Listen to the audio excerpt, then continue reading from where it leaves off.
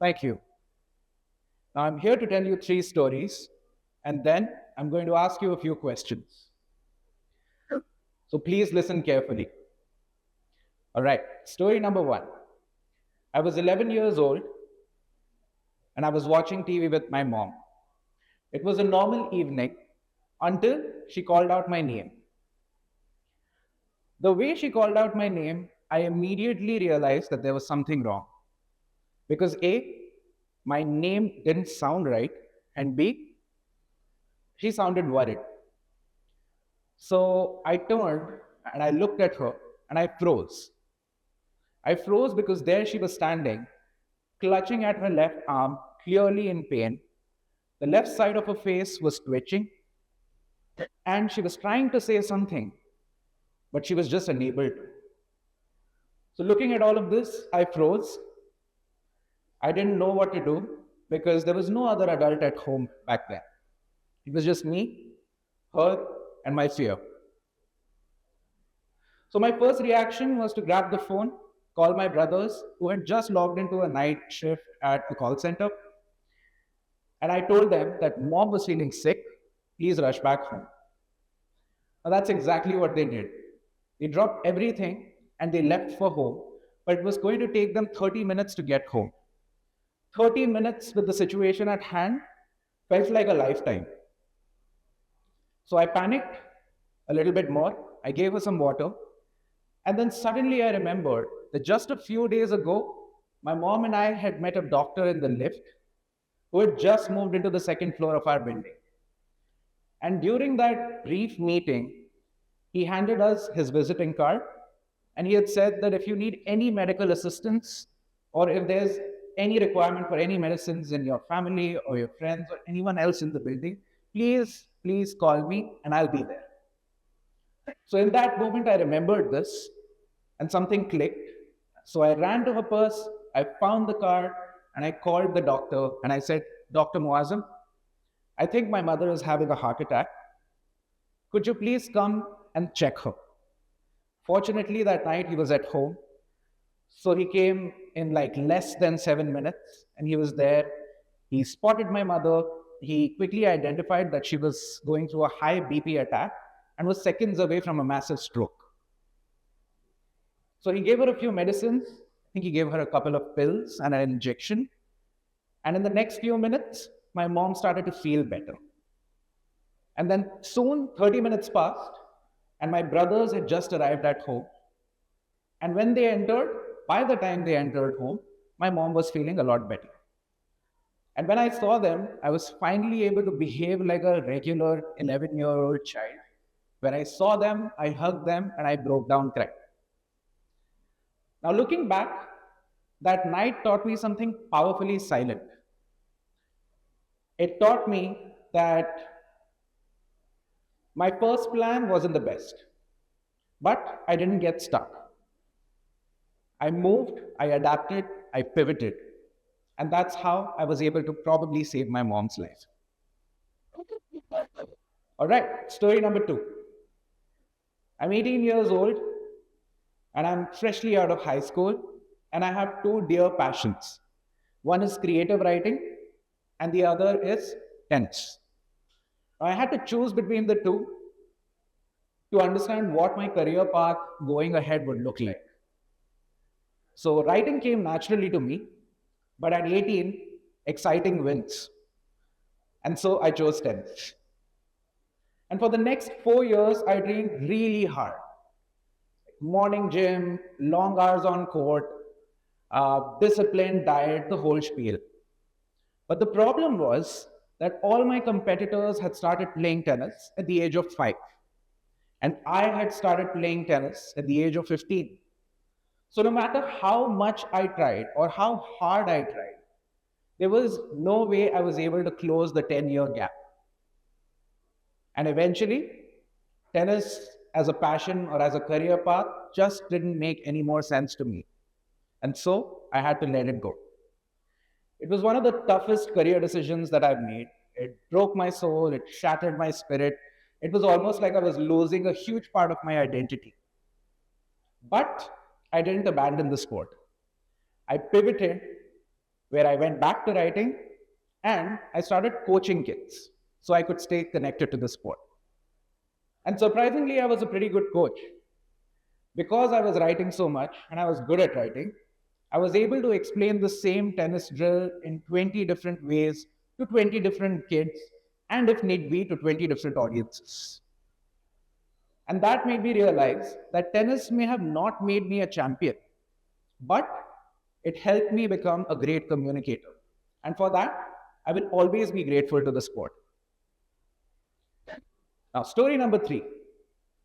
I'm 24 years old and I'm living a dual life where I'm freelance writing in the mornings, I'm coaching kids in the evenings. Eventually, I had to choose, and this time I chose writing. I gave it a real shot by pursuing my postgrad diploma in marketing management from Symbiosis. Then I built my CV and I sent it to everyone, everywhere.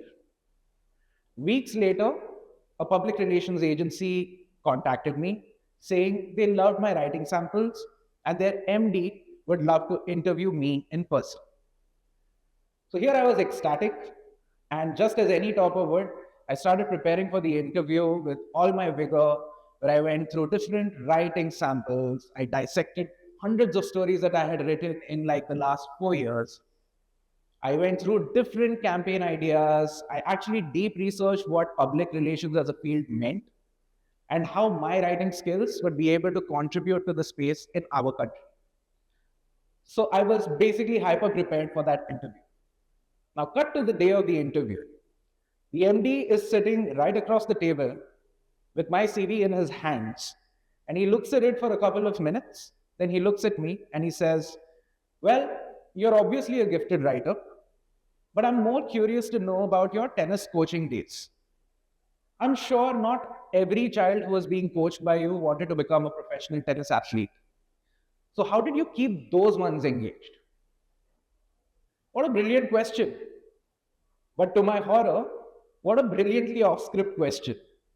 Here I was, ready with a long spiel on how my creative writing was going to solve the PR problems of India and, if not the world. And there he was sitting and talking to me about coaching. So my brain panicked a little bit, but then my heart said, this is actually good.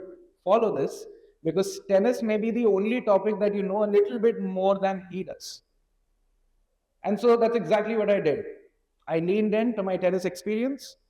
I told him how I was able to adapt my communication abilities depending on each kid's personality. And that's how I was able to keep them engaged for the next hour or so, even when I knew they didn't care. And then I paused, and then I looked at him and I said, that's basically public relations, right? Same message, same story, different audiences. So he smiled, we talked, and he hired me. A few weeks later in the office, I bumped into him and I asked him, why did you hire me? To which he said, I hired you because you can think, you can adapt, and you can connect the dots in real time. That's public relations, and that's why I hired you. Now, end of storytelling. So what was common in all of these 3 stories was that I was able to pivot. I was able to pivot not because I was fearless. I was able to pivot because I had learned to keep moving even when my original plan failed. And today, here I am as a communications manager at LinkedIn. Yeah. Life at LinkedIn is so different. And in fact, if I were to draw my career path on a piece of paper, it wouldn't look like a straight line. It would probably look like a shapeless maze full of detours. But what's important to note is that every detour in this maze gave me a new skill. Tennis taught me the value of discipline, of hard work. Coaching taught me the value of patience and people skills. PR taught me how to say the same story differently. Creative writing taught me creative storytelling. And LinkedIn taught me so many things like high stakes communications, video editing, and deeper levels of copywriting. So when you look at all of this, like when you look at all these skills individually, you'll notice that they seem like pretty normal skills. But that's the beauty of skills, because when you stack all of these skills up, they become my unique combination of skills, my unique stack of skills, and my unfair advantage that helps me stand out in certain talent pools to a certain degree. Now, let's talk about you. How can you build your unfair advantage? Fortunately, all you have to do is ask yourself three simple questions. Question number one: what is it that you really love to do? And I'm not talking about trying to impress others. What is it that you would do even if nobody paid you to do it? Question number two is: what are you good at? And here I'm not talking about subjects, I'm talking about skills. Critical thinking, data, coding, vibe coding, public speaking, tennis, football. These are real tangible skills. You've got to identify those. And question number three is: where do these skills overlap? Because that overlap is your stack of skills. And that stack of skills makes each one of you unique, powerful, and one of a kind. Please remember that identifying your skills will give you confidence, and having faith in your story will give you courage. And when you have courage and confidence, you will be able to adapt, you will be able to pivot, not due to circumstance, but at will. So, in closing, I'd like to say that if tomorrow life were to pull the rug from under your feet, please don't assume it's over.